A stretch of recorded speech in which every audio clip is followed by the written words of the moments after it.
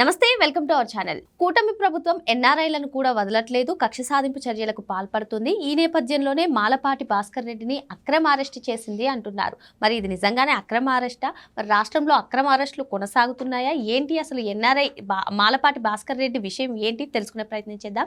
దీన్ని విశ్లేషించడానికి మనతో పాటుగా ఉన్నారు సీనియర్ జర్నలిస్ట్ సత్యమూర్తి గారు. నమస్తే సార్. నమస్కారం అండి. సోషల్ మీడియాలో వ్యక్తిత్వ హననాలకు పాల్పడుతూ పోస్టులు పెట్టినా ఏం పెట్టినా మేము కఠినమైన చర్యలు తీసుకుంటామని కూటమి చెప్పింది సార్. మరి ఇప్పుడు ఈ ఎన్ఆర్ఐ సంగతి ఏంటో, మాలపాటి భాస్కర్ రెడ్డి అసలు ఆయన్ని అక్రమ అరెస్ట్ చేశారు, ఎన్ఆర్ఐల పైన కూడా కక్ష కట్టింది కూటమి ప్రభుత్వం అంటున్నారు. ఏంటి సార్ అసలు ఈ మాలపాటి భాస్కర్ రెడ్డి ఏంటి? నిజంగానే రాష్ట్రంలో అక్రమ అరెస్టులు కొనసాగుతున్నాయా? మరి ఇది అక్రమ అరెస్టా? ఏం చెప్తారు దీనిపైన?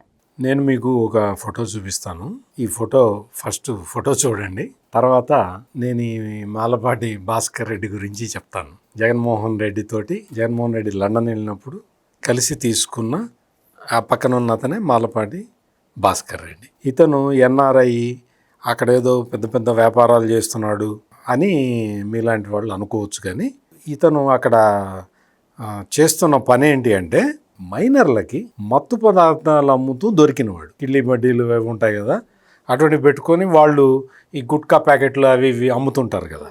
అట్లా లండన్లో ఇతను మైనర్లకి మత్తు పదార్థాలు అమ్ముతూ దొరికాడు. రెడ్ హ్యాండెడ్గా పట్టుకున్నారు ఇతన్ని. పట్టుకొని ఇతన్ని ఎప్పుడో చాలా సంవత్సరాల కిందట కూడా కాదు, 2024లోనే ఇతన్ని పట్టుకున్నారు. పట్టుకొని $2000 జరిమానా విధించింది కోర్టు. మొత్తం ఇదే అనమాట ఇతని ఇది అతను మొత్తం మాదక ద్రవ్యాలు చిన్న చిన్న పిల్లలకి అమ్మే కేసులో పట్టుబడ్డ వ్యక్తి ఇతను.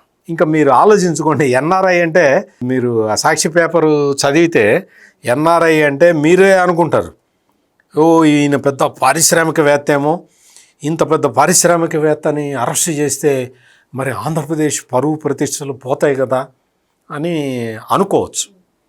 అందుకనే చెబుతున్నా, ఇతనేమో ఎన్ఆర్ఐ అక్కడేదో పెద్ద పారిశ్రామికవేత్త కాదు, ఒక కిల్లిబడ్డి నడుపుకుంటూ గుట్కా ప్యాకెట్లు అమ్ముతారే ఆ టైపులో మత్తు పదార్థాలు మైనర్లకి అమ్మి పట్టుబడి కోర్టు జరిమానా విధించిన వ్యక్తి ఇతను.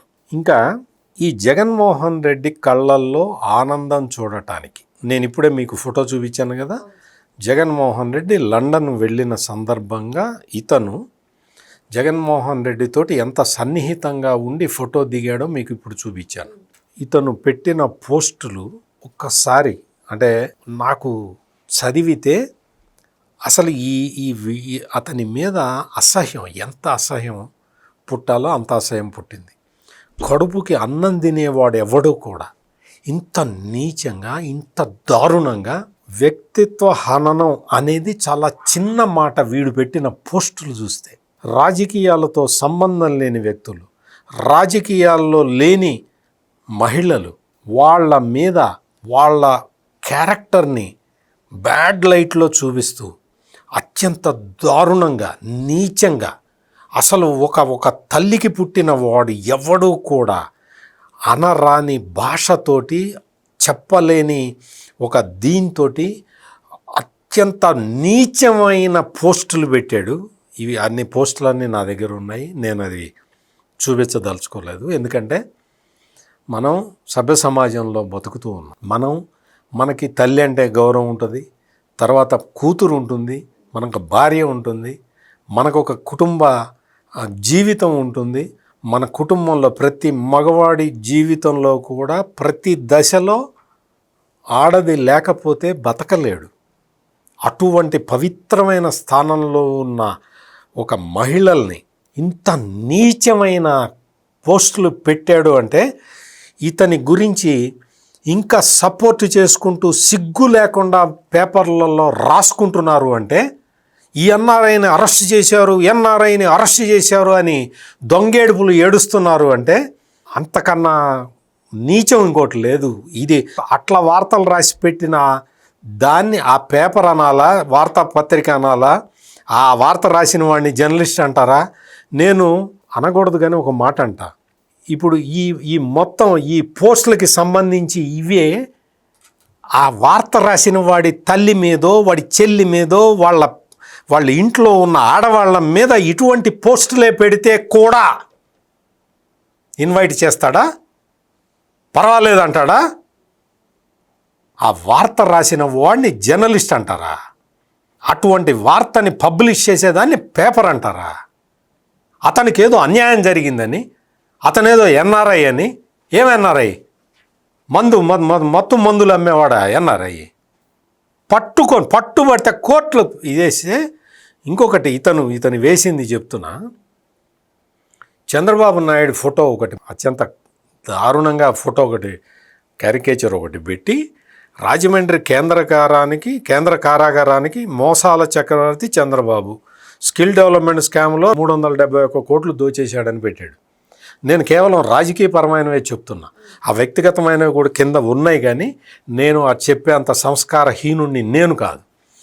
అంటే చంద్రబాబు నాయుడు స్కిల్ డెవలప్మెంట్లో దోచాడా? 271 కోట్లు దోచాడని పెట్టాడు. ప్రూవ్ చేసావా? జగన్మోహన్ రెడ్డి నువ్వు అరెస్ట్ చేసి చంద్రబాబు నాయుడిని జైల్లో పెట్టావు కదా, ప్రూవ్ చేసావా? ప్రూవ్ చేయగలిగావా? ఆయన్ని జైల్లో ఉంచగలిగావా?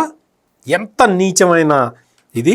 మొత్తం ఆడవాళ్ళ మీద, లేడీస్ మీదే ఇతను పెట్టిన పోస్టులన్నీ. ఈవీఎం సీఎం ఆ చంద్రబాబు నాయుడు 164 సీట్లు తెచ్చుకొని నిన్ను 151 స్థానాల నుంచి 11 స్థానాలకి డస్ట్బిన్లో కూడా అట్టడుగున పడేసింతే నీకు ఈవీఎం సీఎమ్మా? కరప్ట్ బాబు నాయుడు, సిబిఎన్ అంటే అతను పెట్టిన. నేను మీకు కేవలం పొలిటికల్ పోస్టులు మాత్రమే చెప్తున్నా. వ్యక్తిగతంగా పర్సనల్గా అతను పెట్టిన పోస్టులు చూస్తే రక్తం మరిగిపోతుంది. ఎవరికైనా సరే, ఎవరైనా తల్లి ఉంటుంది కదా, ప్రతి మనిషికి తల్లి ఉంటుంది కదా, ప్రతి మనిషికి అంటే భార్య ఉంటుంది, చెల్లెలు ఉంటుంది, అక్క ఉంటుంది. మన జీవితంలో మహిళ అనేది అతి ముఖ్యమైన పాత్ర పోషించే అటువంటి వాళ్ళ మీద దారుణమైన నీచమైన పోస్టులు పెట్టిన ఇతన్ని వెనకేసుకు రావటం అంటే అంతకన్నా నీచం ఇంకోటి లేదు. అతను దొరికి ఆ మందులు చిన్నపిల్లలకి డ్రగ్స్ అమ్ముతూ పట్టుబడ్డవాడు. మొత్తం మనం చూస్తూ ఉన్నాం. మొన్న విశాఖపట్నంలో కూడా ఒక వైసీపీ విద్యార్థి నాయకుడు డ్రగ్స్ క్యారీ చేస్తూ పట్టుబడ్డాడు. ఆ డ్రగ్స్ మరి వీళ్ళు గంజాయి మత్తులో రాష్ట్రాన్ని ఉంచేసి మొత్తం 5 సంవత్సరాల పాటు గంజాయికి హెడ్ క్వార్టర్స్గా తయారు చేశారు ఆంధ్రప్రదేశ్ని. ఈ రోజున ఈగిల్ టీమ్స్ వచ్చి ఒక్కొక్కడిని ఏక పీకుతున్నాయి. అందుకని ఒక్కొక్కడు దొరుకుతున్నాడు. మొత్తం గంజాయి ఎవడైతే తీసుకొని స్మగ్లింగ్ చేస్తున్నాడో వాళ్ళందరినీ పట్టుకుంటున్నారు. గంజాయిని మీరు యథేచ్ఛగా పండించుకోండి అని చెప్పిన జమానా మనం చూసాము. ఈ రోజున గంజాయి ఫార్మింగ్ చేసే గిరిజనుల్ని వాళ్ళకి పండ్ల తోటల పెంపకంలో శిక్షణ ఇచ్చి వాళ్ళని డైవర్ట్ చేస్తూ ఉన్నారు. గంజాయి పెంచడం నేరం అని వాళ్ళకి చెప్తూ ఉన్నారు. వాళ్ళు కూడా ఆపేస్తూ ఉన్నారు. అందుకని ఈ రోజున ఆ మిత్ అని అటువంటివన్నీ కొంత లేటెస్ట్ డ్రగ్స్ ఉన్నాయి.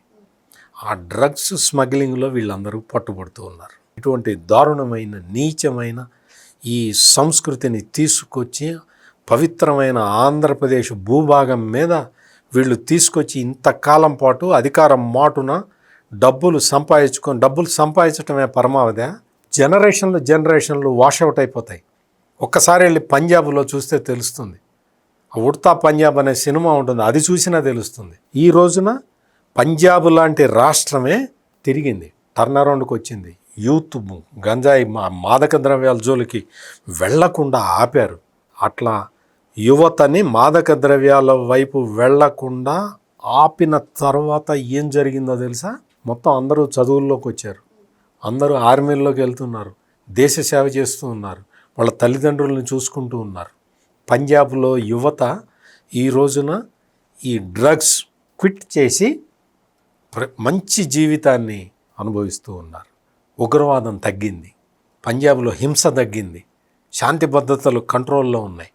అంటే డ్రగ్స్ ఎంత ప్రభావం చూపిస్తాయో పంజాబ్ ఒక ఎగ్జాంపుల్. ఆ పంజాబ్ టర్న్ అరౌండ్కి వచ్చింది, వాళ్ళు ప్రశాంతంగా బతుకుతూ ఉంటే ఆంధ్రప్రదేశ్ని డ్రగ్స్కి హెడ్ క్వార్టర్స్గా చేద్దామని చాలా ప్రయత్నాలు చేశారు. అవన్నీ ఆగిపోయినాయి. ఈ రోజున యువతకి ఉపాధి దొరుకుతూ ఉన్నది, అందరూ చక్కగా ఎవరికి వాళ్ళు మంచి ఉద్యోగం తెచ్చుకుందాం, మంచి చదువులు చదువుకుందాం అన్న దీంట్లో వెళ్తూ ఉంటే ఈ బ్యాచ్ లంపెన్ ఎలిమెంట్స్ వీళ్ళందరూ దుర్మార్గులు, సమాజాన్ని పీల్చుకు తింటున్న ఈ దుర్మార్గులందరూ వీళ్ళు వస్తే పొరపాటున అంటే సమాజం అదృష్టం బాగుండి పోలీసులకు దొరికితే పోలీసులు వీళ్ళని పట్టుకొని కేసులు పెడితే దాని మీద సాక్షి లాంటి పేపర్లో ఏదో ఘోరం జరిగిపోయినట్టు, అన్యాయం జరిగిపోయినట్టు నేను మీకు వాడు పెట్టిన పోస్టులన్నీ మీకు చూపిస్తా. నిజంగా మీరు వెళ్ళి మీకు ఆవేశం వచ్చి వెళ్ళి ఏం చేయాలో అది చేసి వస్తారు. అంత దారుణమైన పోస్టులు పెట్టిన వ్యక్తిని పోలీసులు అరెస్టు చేస్తే దాన్ని అరెస్టుని కండెమ్ చేస్తూ వాడిని ఆ లంపెన్ ఎలిమెంట్ని సపోర్ట్ చేసుకుంటూ వార్తలు రాసిన ఈ సాక్షి పత్రికను కూడా అందరూ బహిష్కరించాలి. మరి ప్రజాస్వామ్యంలో 4th పిల్లర్ అని చెప్పుకునే మీడియా సంస్థల్లో ఒకటైనటువంటి సాక్షి ఇటువంటి కథనాలను ప్రచురించడం ఎంతవరకు కరెక్ట్ ఆలోచించండి. మరో అంశంతో మళ్ళీ కలుద్దాం. Thank you sir. నమస్కారం.